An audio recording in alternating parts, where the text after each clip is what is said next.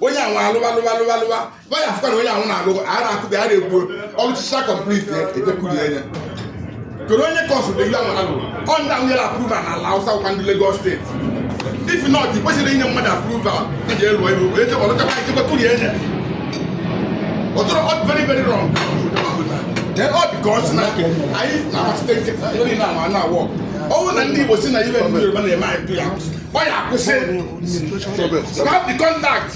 etu m nọkọta enwe m contact na villa direct agụmkpaza m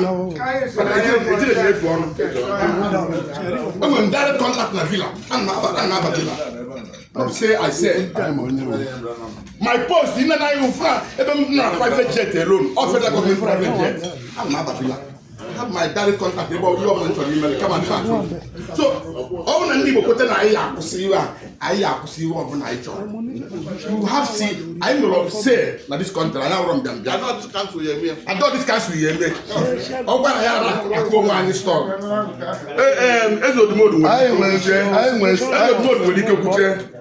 anata dike mgbe si na jesi na onye nwere ihe ekwutekwe na akụ anyị ụkwụ eze nwanyị nwere ike kwuche ọ bụrụ eze nọ ya eze nwanyị nọ chief ka ọ onye ma onye ọrụ kedu ndị chiri elu echekwenye ndị ilo information akụ ọnụ okwu